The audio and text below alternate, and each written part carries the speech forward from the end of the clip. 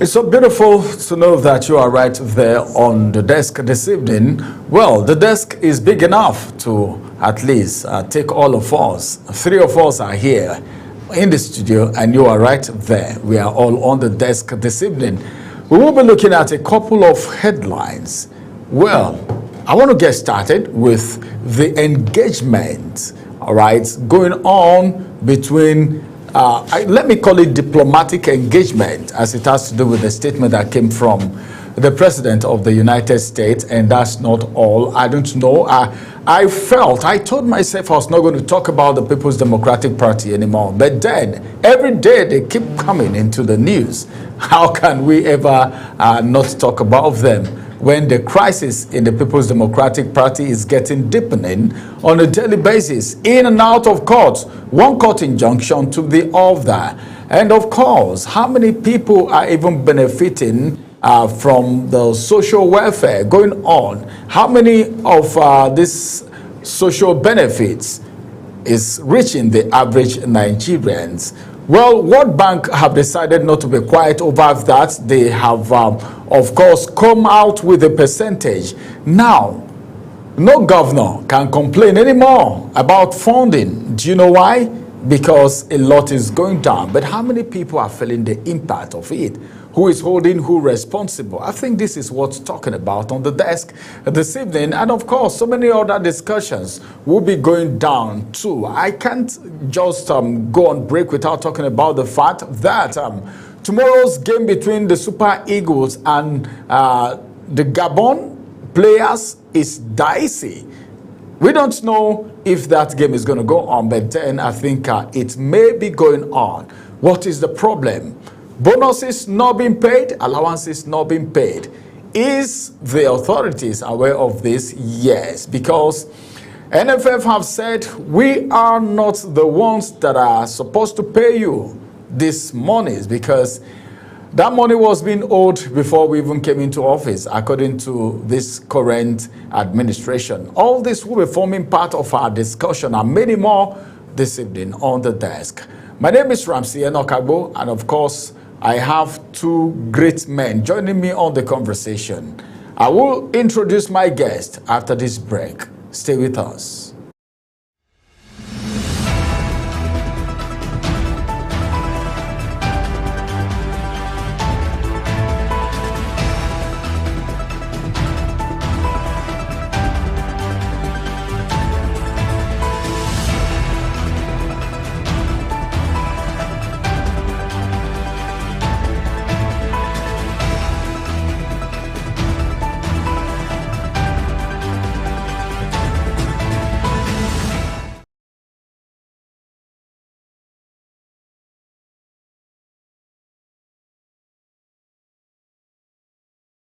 Welcome back. I have to my left Comrade James Ezema, a journalist and a public affairs analyst. It's good to have you join us on the desk this evening. Thank you for having me once again. Thanks so much for joining us. And of course, I also have to my right Uyi Agbomofuegbe. I believe I sounded that name well. Well, did I try? Well, I'm not saying if I try, if I called it well. Let me say if I tried. You impressed my forefathers. Oh my God! Oh, I'm blushing. Should I talk like the ladies there? Thank you for joining us on the desk. Always Ramsey. Of course, Uyi is a journalist and of course a public affairs analyst, broadcaster. You know what I'm talking about. Now, let's get into the conversation. Trump, that's the kicker. Diplomatic engagements yielding results. And this statement is coming from the federal government. It's not new that there have been some form of reactions and actions from different quarters after the statement by the President of the United States in connection with Christian genocide in Nigeria. Well, wisdom demands that there should be reactions coming from the government of Nigeria. But then, the federal government is telling us today that diplomatic engagement is yielding results. What do you think about this engagement? Yielding results, all right, that's what the federal government have said. What do you think about the engagement, embarking on an engagement? What kind of engagement should be embarked on? Who is doing the engagement and all of that? Because I'm aware we don't have diplomats in most of the countries, in all the countries, because diplomats were actually we don't have called ambassadors. With ambassadors, ambassadors. I beg to say. Now, what do you think of this statement coming from the federal government? Well, for me, it all depends on what results they are talking about. Whether the result is like election results that came from Anambra or whatever results they are talking about. You see, this thing is, we have gone beyond rhetorics. We have gone beyond fence mending. We have gone beyond the level when somebody will now come and think that what we are playing is Nigerian politics, where you just tell any story, wake up in the morning and you tell any kind of story that you like. Remember that a few days ago, they told us that on Tuesday, that was last Tuesday, that the president was going to meet with Trump. They said, later on, they said, no, he will not be Trump, he will be the vice president of the United States. So these are the things we are talking about. So these people should know how to deal with this issue, so that the thing will not get into something, because these people are listening to you. You are saying it's yielding result. What kind of result?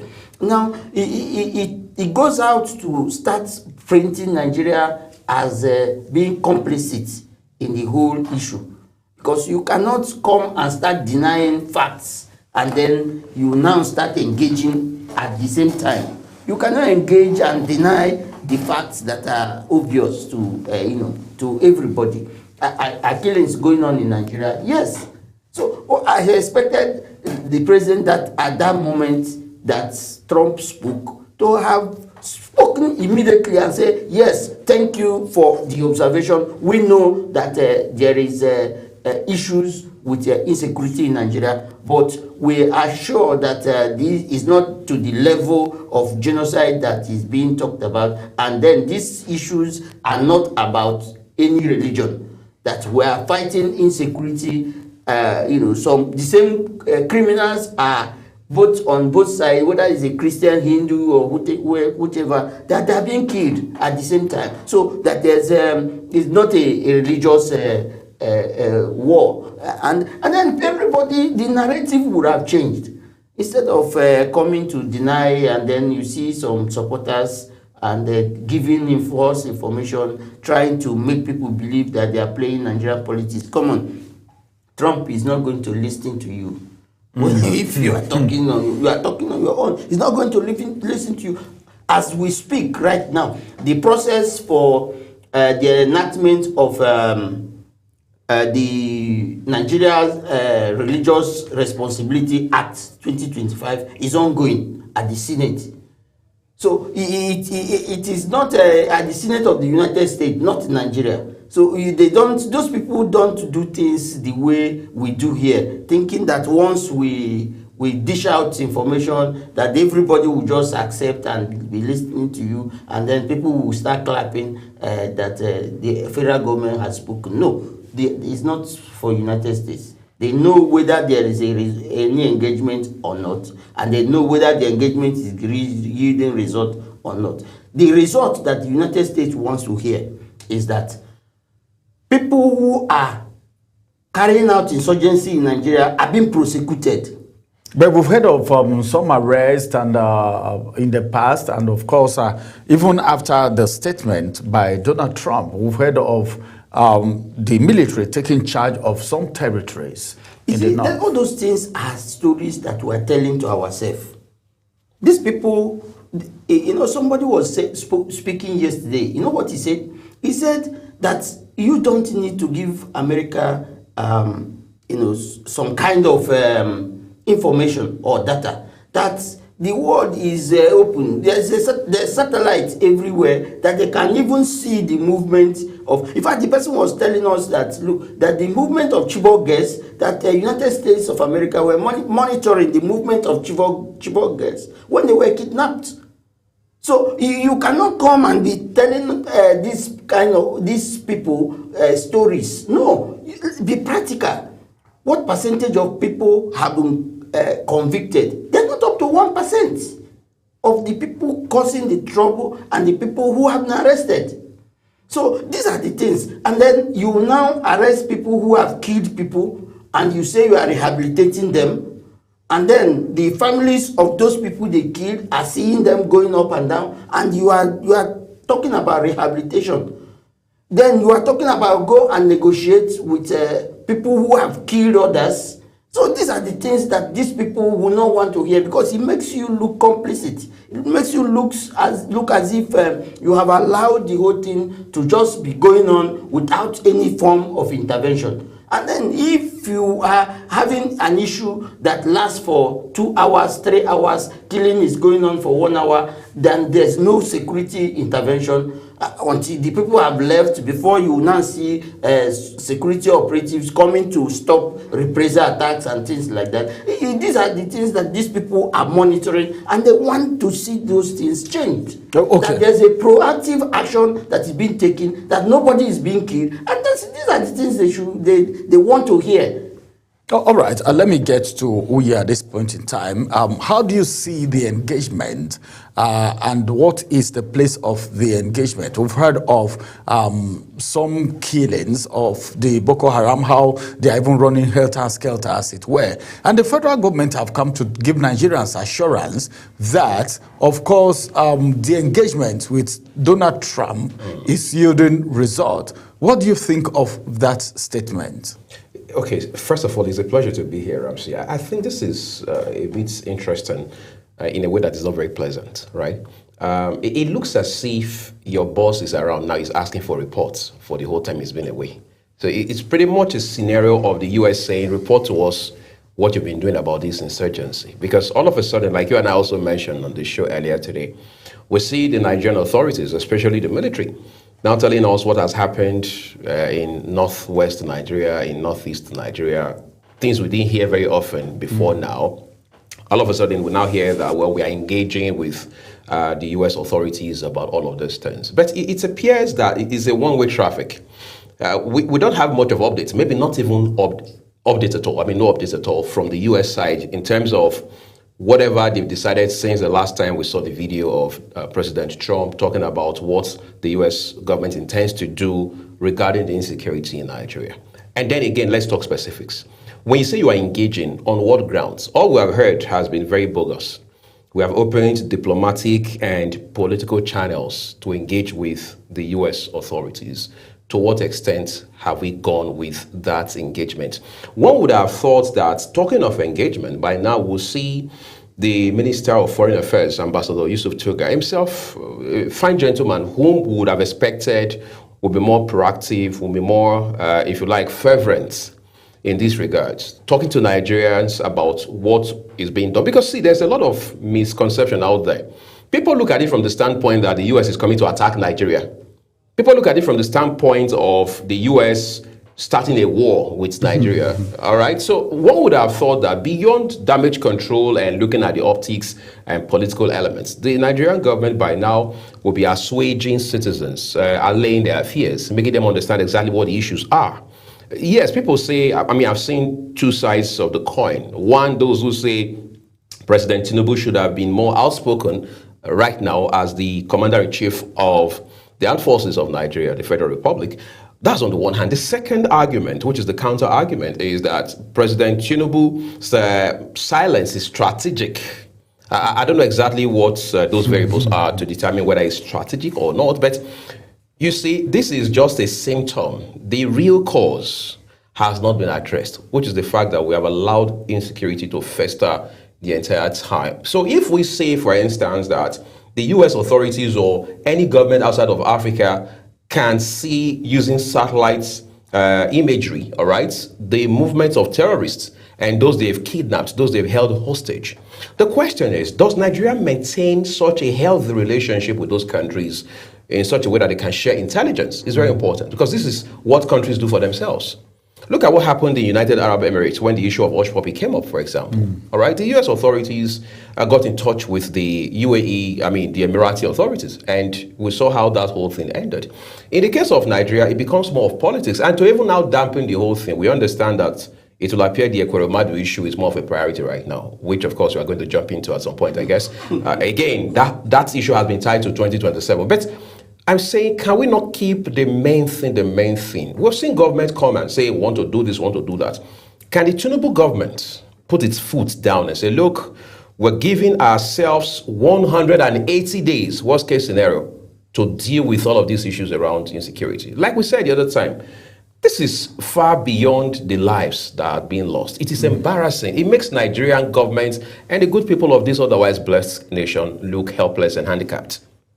All right, but that statement coming from Donald Trump, in your own perspective, is that a statement or the proposed action? Is it an action or a statement of sympathy, sympathizing with what is happening in Nigeria? What do you think? I think Donald Trump is the most, I can't find a better word than to say authentic politician in the world right now. Authentic in the sense that he says it the way it is, all right? If you like, as they say, organic. So he doesn't have to look at the optics. He doesn't have to look at what political stakes are, what is at stake politically. He just says it the way it is. For example, he has called us unprintable names. We don't want to go into all of that, at least not on this show, right? But beyond that, the man is talking from the standpoint of seeing us as people who have been incompetent about this fight. So it's pretty much a case of, since you can't take care of yourself, since you can't deal with this issue, since you are not competent enough, you don't have the capability, you don't have the capacity, you lack the resources, we are going to step in. Go watch that video. The context is clear. He says we are going to step in there, gun a blazing, it's going to be quick and sweet. That's what he said. So he's giving the impression, apparently, that we can't do all of this, we can't deal with it. So his boys, so to speak, are going to come, get on the soil, get it done, and all of that. And look at what is happening with Venezuela now, for example. That's why the issue of people saying Nigeria is a sovereign state, and as such, there's no way the United States or any country on earth, for that matter, can do X, Y, Z. But were we also alive, under our very nose, Ramsey, when we were told that an American had been kidnapped off the shores of Nigeria, within the coast of West Africa, brought into Nigeria, and then the U.S. military came here, took that individual away? Was the Nigerian government aware? Were we not already a sovereign state at that time? So I think it's a challenge beyond the insecurity issue, beyond the politics around it, beyond what the media people in the presidency are saying. It is a challenge for us to say that, look, nobody's coming to save you. You have two options. You either deal with your problems by yourself or allow your problems deal with you. So either you deal with your problem yourself or you allow your problem deal with you. Whether you like it or not, there is going to be a dealing. Somebody is going to be dealing with somebody else. Well, the issue of Ekweremadu, the president speaking to UK that should be transferred to Nigeria. What do you think? What's on your mind? Because the way you smiled when I got talking about it, it's suspicious, Yeah. So what's in your mind? Is it what was going on in my mind that made me to laugh is that, this country is like a comic stage, like a theater where people come to perform comics and, try to make people laugh, Why on earth should where Ekweremadu is serving his prison term become your priority? Nigeria's prison is congested, and we're talking about how to decongest our prison. Now you are bringing an Ekweremadu home to come and serve prison terms, and at the end of the day, you will not be the one to be feeding the prisoner. And adding to the burden that we already have, when our prisoners are complaining that they are not getting enough food, I don't understand. And that is the reason why you see I laughed. Because it's like an entertainment, it's like a show, it's like something as if we want to perform some kind of show, and entertain people on the street. So let us start being serious. I'm sure this is just one of those distractions they want to, use to make us begin to talk. Because I see no reason why. What is the priority in where a convict is serving his prison term? What is the priority? When suddenly, have they asked that they will bring Hush Puppy home to start serving his prison terms? They should also ask that Hush Puppy should be brought home and be serving his prison term. I remember, I think Abdul Muttalab is still serving his own prison term. They should also ask that they should return Abdul Muttalab to serve his prison term in Nigeria. Why Ekweremadu? So let us stop being petty when it comes to dealing with issues in Nigeria. We are more, at the time that we are talking about how to stop America from coming to help us, we are also at the same time trying to bring a prisoner back and to do what? To achieve what? For what purpose? I don't know what political point do you even want to score with bringing a prisoner and say you are bringing a prisoner home, then you have done what? To serve his term in Nigeria. To serve his term in Nigeria, for what purpose? The man of that, his pedigree and how the case actually went. See, there's no pedigree in a prisoner. A prisoner is a prisoner no matter who you are. Whether you're a poor prisoner or a rich prisoner, you're a president or a former president, and you're a prisoner, you're a prisoner. There is no category of prison. Prison is prison. And that is what it is. So what are we talking about? But there are many Nigerians serving prison terms anywhere, everywhere in the world. Go to Malaysia, go to all kinds of places. We have Nigerians who are serving prison. Must we now go and start bringing all of them home?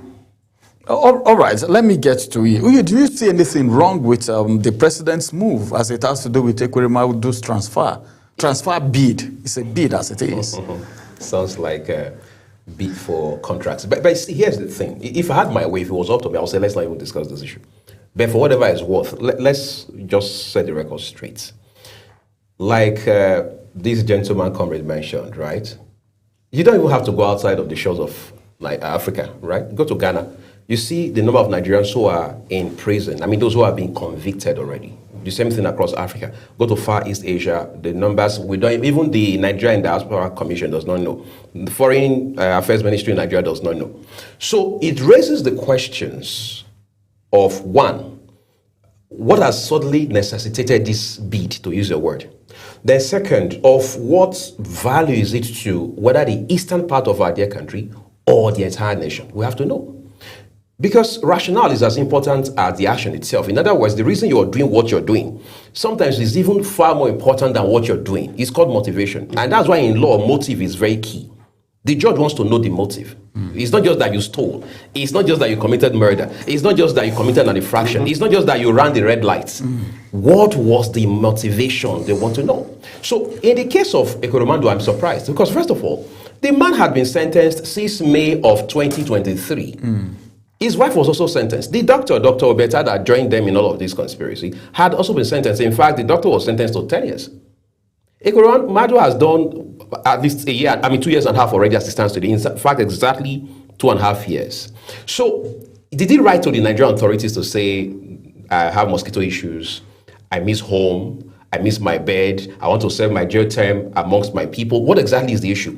Did the British authorities contact the Nigerian government to say, look, we are tired of spending money taking care of your citizen. Would you kindly come take him home so he can finish up the remainder of his jail time? What exactly necessitated all of this? So it sort of lends credence to the argument or theory by some people that this is about 2027.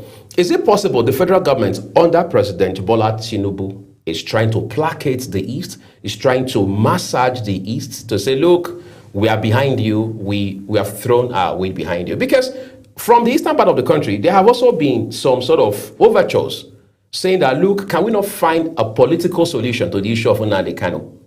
All right? So these are questions that are in front of us. We can pretend all we want, but they are there. So I think it's just a reminder ultimately that we must keep the main thing in this country. Because a while ago you mentioned in highlights, which you also talked about on the show today, the World Bank report now saying that Only 44% of investments in social safety net programs actually trickles down to the intended beneficiaries. Those are issues that should keep us up at night. But here we are, Ekwerema doing everything, and it's quite embarrassing because apparently it's a clear sign that our priorities are misplaced. All right, it's a clear sign that our priority is being misplaced, but then we need to pick it up. That's what it means. Now, I don't know, are you tired of talking about the People's Democratic Party's crisis? Because almost every time you see one thing on the papers, in the media, about the People's Democratic Party, and an APC chieftain told us today on our breakfast program that the APC is even hungry for opposition, but they are not getting the kind of opposition that they want. Now, Lamido is in court, right, and of course,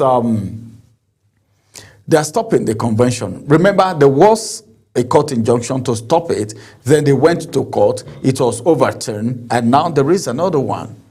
So what do you think? What do you think of the PDP right now? In your mind, your heart of hearts? I think Lamido is not in court. He's out of court. He already secured the court order. The court order. Yes. So I think it's the PDP that's probably in court, if anybody's in court at all. Because the convention has already been scheduled, I think, for 15th and 16th of this month. November. We also had another PDP member today on the show who was a commissioner under former governor Obaseki in Edo State. And he said here clearly, I mean, the records are there, that the PDP has not done well at all, especially at the national level in terms of opposition. Look, there are people who believe strongly that as of today, there is no opposition in Nigeria. Opposition is not just about the presence of political parties on the other side. Opposition means that the other political parties, amongst other things, understand what the issues are, understand the pulse of the people, the masses, the voting public. And as such political parties, especially when you have one that should otherwise have been the leading political party on the opposition front, should be able to articulate those issues, all right, put out the data, put out the statistics, help Nigerians understand the implication of what is going on, and then continue to put the government of the day on its toes. As it stands today, there's nobody putting President Bola Tinubu on his toes. There's nobody putting this federal government under the APC on its toes. It's not enough for you to say ADC. It's not enough for you to say coalition. What's the coalition about? Is it about some persons who don't feel satisfied because they have a grouse with maybe the president or some leaders of the APC, and then they want to be on the other side because they have an axe to grind? Is that the incentive for them? Is that the rationale behind their action? We're talking about an opposition that is people-driven, result-oriented, and goal-focused. What are the alternatives that the PDP is presenting at this point, beyond just criticizing and bad-mouthing the government of the day? What are the alternatives? We need to see them right on the table. What are the alternatives? Are there alternatives? That's the big question now. So do we have alternatives? And again, do we have implications? Yeah, we have. We do have implications because, you see, one of the beauties of democracy is a variety of options. When options continue to shrink, you are giving the people less and less interest, motivation to participate in the political process. Because when I know that there's only one political party that will win an election in a community or in a society, why should I venture? Why should I want to get involved? Because I know that at the end of the day, I don't have options. So these are the things, these are the implications that we have. And then development and good governance will be a mirage. Because when there is no viral opposition, the people will see the worst of governance, because there is nobody is trying to challenge the government of the day, and the government of the day is not feeling threatened that if we don't perform, somebody could come and take over our seat. They know that our seat is assured. Nobody is coming to take over. Nobody is taking anything. So they do whatever they like. And at the end of it, it is the people, the citizens, the electorate that pay the price. Because they are the receiving end of bad governance. And that's why we keep reaping bad governance. Today, you will talk of electricity. The other time we were, behind the scene talking about electricity. These are the same experience that people have everywhere. There is in the evenings when people are coming back from work, that were supposed to go home and meet power supply. Only for them to get home, you will not see power supply probably until midnight when you're already asleep and tired. And then the light comes up. You won't use it for anything. In the morning when you are preparing to go to work, the lights are off. So of what use? And then at the end of it all, you are expected to pay. So these are the things we are talking about. Bad governance is what you see when there are no opposition. I want you to observe something. You see, each time there is an issue, like the other time that there was a protest, if you check, you will see the way that power supply was just picked up. It just picked up because people were agitating and there was a protest. When it was going to, as if the protest was going to enter the next day, we suddenly started having electricity supply. And these are the things that tell you that some of the problems we're having in Nigeria, they are all human issues. They are induced. Remember during the military, it was when Abacha took over that I discovered that we can have light in Nigeria for 24 hours. There was a time that I think it was Muammar Gaddafi that was to visit Nigeria. For 2 good weeks, there was no power. There was power supply everywhere. So these are the implications of a single dominant political party in a country. So there are several implications, and it is with the electorate, it is with the ordinary citizens that will be at the receiving end. Most of these people in government, they don't have anything to lose, because they have a free power supply at home. If they don't buy diesel, they just write requisition and they come and supply at the expense of government. So the car they drive, they just bring receipts, and then the money is paid by the government. So these are the things we are talking about. So the only people that suffer if the democracy. The democratic space is shrinking the way it's happening in Nigeria is the electorate, because it is the electorate that will now be the ones that will not be able What to would have be the an implication for the People's Democratic Party if this convention doesn't hold? You see, What does it mean? I have always said it, that if the People's Democratic Party successfully holds their convention and come out of it in one piece, then we will know that People's Democratic Party has come to stay. See, the PDP is not used to opposition political party. They did not prepare for opposition politics. They did not prepare for it. And because, it's why it's even worse for the PDP. It's worse for the PDP because, as we speak, there are no civil societies.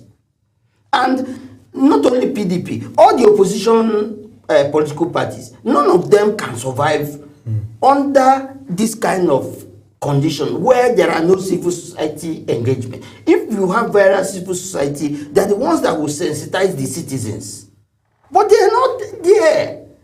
So most of the civil society groups that you see, they are all working for the government, and many of the civil society persons and individuals who played role during the period of the Goodluck Jonathan administration, most of them are in government. All right, most of them are in government. The People's Democratic Party, we're looking forward to 15th, 16th of November if the convention is going to hold. Let's go on a quick break. After this break, when we return, we'll look at other headlines. Stay with us.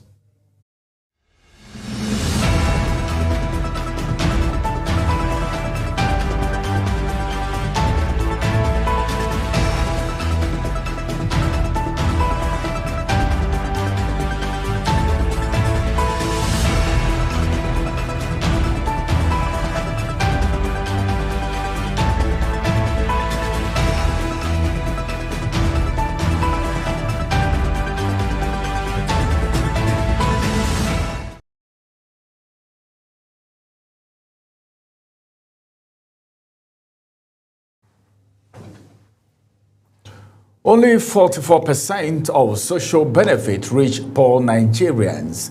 This cry is coming from the World Bank. Let me get to E at this point in time. We're not talking about civil society organizations in Nigeria. We're talking about the World Bank. The same World Bank where the authorities run to most times to borrow money. Now, they are saying 44%, all right, of the social benefits, all right, is what reaches the poor Nigerians. So how did we get there? I don't think time will be favorable to us to dig into that history. It's quite complicated. And as you can imagine, it's going to be a long walk to freedom, right? That's the title of a book, by the way. But here's the point. When the purpose of a thing is not known, all right, Dr. Miles Monroe says abuse is inevitable. Sometimes you look at these initiatives, as they're always called, you're asking yourself, are we even clear as to the reason what's setting them up?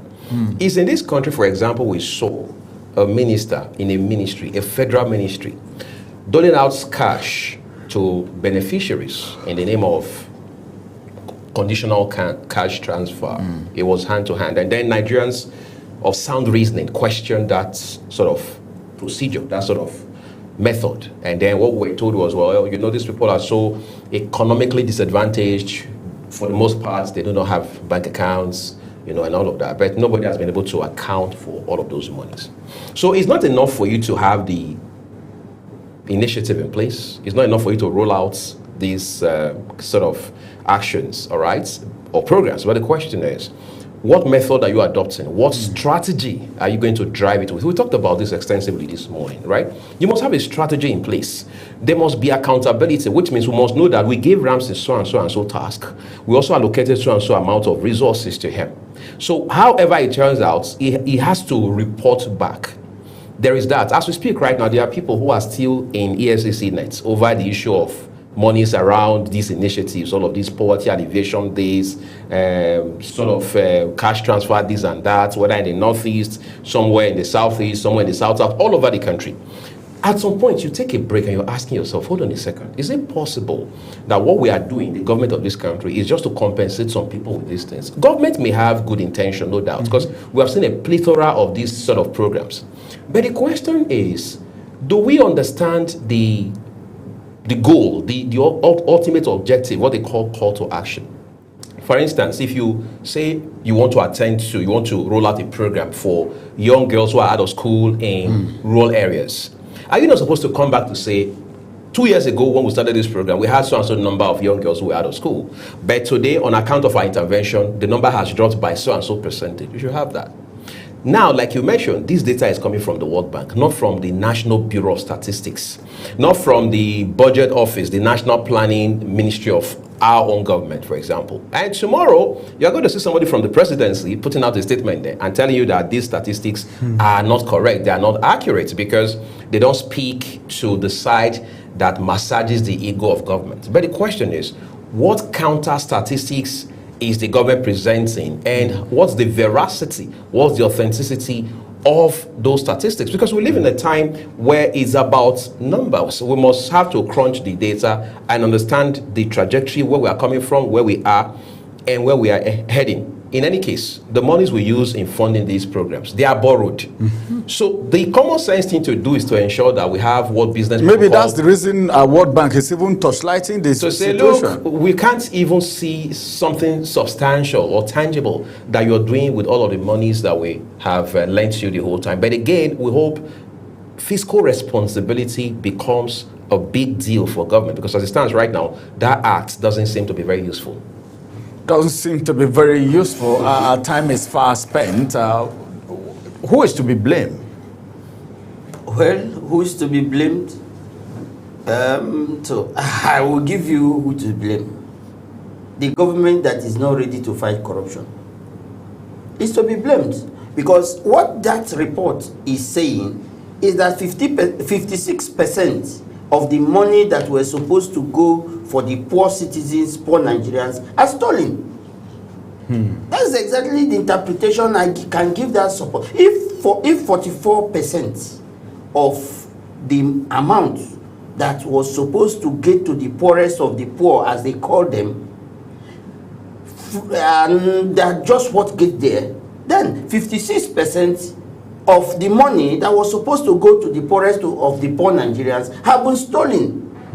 And then who do you blame? The anti-corruption agencies that cannot be proactive enough to stop the stealing in the first place. See, must we always continue to run after thieves? Can't we secure things enough so that no thief can be able to come in?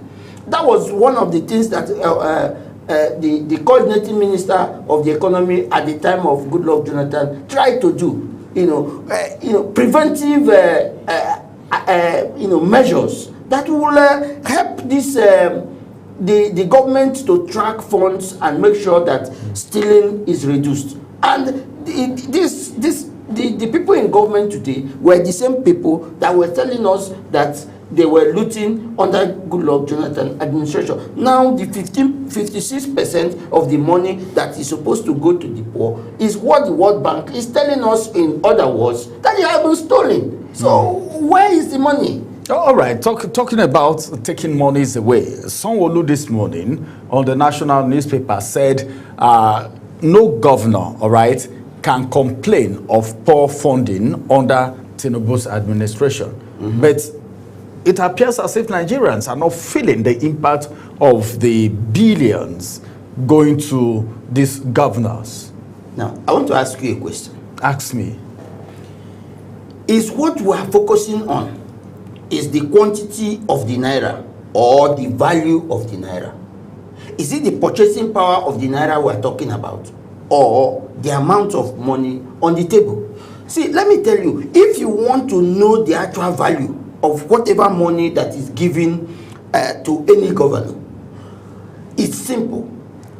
Convert it to dollar, and then go back to probably 2012 and ask what was the exchange rate at that time.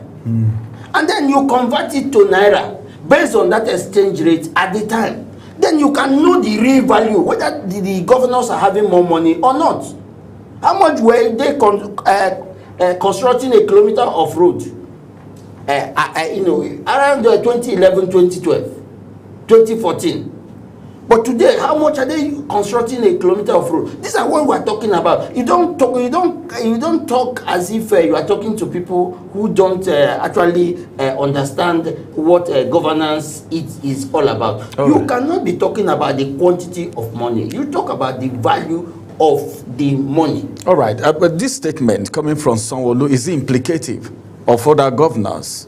Because if you want to talk about Lagos now, he may be able to show you one or two things. Right. We've also had some governors in this country that have also attested to the fact that monies gained from the removal of subsidy is trickling down to the states. But now, this statement coming from Sanwo-Olu, is it implicative of, is it trying to implicate the other governors, or he is saying the right thing? Okay, so first of all, I'm obviously not clairvoyant, so I can't read his mind or what his intention is. But it is what it is now. Let's forget about the messenger and look at the message. I think when it's all said and done, it's just one more reminder, because we have received several reminders, that subnational governments, in this case, particularly the governors, must be held accountable. It's not enough for you to receive money. It's not about the volume of what you receive. It's about, first of all, how transparent you are with what you're getting. We know at the point when there was a dip in allocation, federal allocation, state governors will sing all over the place, radio, TV, newspaper pages, internet, talking about how that there had been deficit, there has been a gap. They would even tell you the number, how much it was when things were looking up, how much it is now. But nobody has told us that following the suspension of fuel subsidy payments, monies, the funding that comes to us monthly on account of the federal allocation has moved up from point A to point B. You see, we can't continue to run to Abuja cap in hand as citizens. People must go back and ask their governors. We received so and so amount of money for September by way of allocation. IGRO, so and so amount. What projects are we doing? For example, I know when Oshomole was governor of Edo State, there were people who asked him, first of all, why did you have to award the Airport Road project twice. You had awarded it to one company. The project was done, or at least almost done, and then you re-awarded it. And why was it this amount the first instance and this amount the second instance? So that's a reminder to say that we must hold these governors accountable. I think governors have become more like emperors in this country in such a way that at some point it's almost as if people adore or defy governors. I don't know how we got to that point, whether, who knows, maybe we are still transitioning from the military days. But you see, these are governors that have been employed by their people on account of the votes. I mean, these are governors who went to every nook and cranny of their states, practically begging for votes. Now you've been given that responsibility to say, look, come provide leadership. Now nobody can ask the governor a question. As a civil society person, as a journalist, or as a citizen who is concerned about the development of their state or community, you can't ask the governor, why are we not seeing roads? Why are we not seeing hospitals? Why are we not seeing schools? Why are we not seeing markets? Why is sanitation as a health specific problem not being addressed? And I think it's high time that governors become more fiscally responsible, because to whom much is given, much is expected.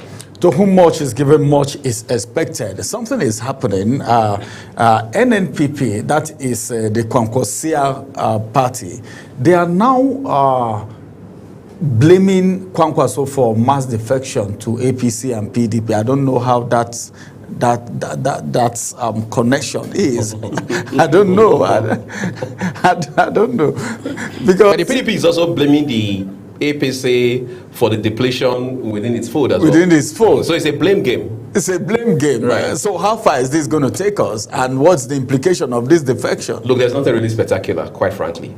The fact of the matter is, this is all about 2027. Look, all these politicians are friends. That's a fact, right? When it's all said and done, I sit on my own as a citizen and first of all in Nigeria, and I'm asking myself, amongst all of them, who is that one person, not two, not three, not five, not 10, who is that one person that has the best interest of citizens at heart? Who would say, this is a very big question. right, from the very depth of their heart, that whatever they are doing is driven first and foremost by the love of country? That's a fact. These are people who have investments all over, the world. These are people who, has investments in all of the shell companies, in tax havens across the world, from Central America to Asia to Europe. So the fact of the matter is, this is all politicking. While we are at it, nobody is asking what's happening to the young boy, the young girl, somewhere in a community where there's no power, where there's no access to internet, where they still have to sit on the floor and go to school. When you watch some documentaries in the last 2-3 years, you will cry. And you are asking yourself, do these states have governors? Do these local government councils have chairmen? Is there leadership from top to bottom? You see, again, it's a reminder that as citizens, we must have our eyes and ears to the ground. Well, we must have our ears and, of course, our eyes to the ground. But as it is right now, is it a blame game? He said it's a blame game. Are you of the same school of thought? Well, it's a blame game plus transaction. Transaction. Yes. It's a business. It's a business. You see, this defection thing is transactional. It is all about what is it in it. And you feel Kwankwaso is responsible? Kwankwaso cannot be responsible because politicians in Nigeria are who they are. So we can just call all of this an accusation. It's part of politicking in Nigeria. Wherever the pendulum swings, the pendulum is the money, the cash. Okay, wherever so it's the determinant factor. The interest. Wherever the pendulum swings, every politician in Nigeria goes. All right. Anywhere the pendulum switches, that's where all politicians in Nigeria goes. I don't know where you are going to be going to, but then 2027, a lot of question mark about 2027. This is going to be the size of the conversation right here on the desk. Well, I wish we could talk more because we needed to talk about other things, and you can actually drop your comment and reactions for us on our social media platforms. So many thanks for joining us on the desk, Uyi. My pleasure. Thank you very much, Comrade James, for joining us on the desk. Thank you very much for having me here. Everyone, want to say a very big thank you to you for joining us on the desk this evening. My name is Ramsey Enoch. See you again for the next edition. Bye-bye for now.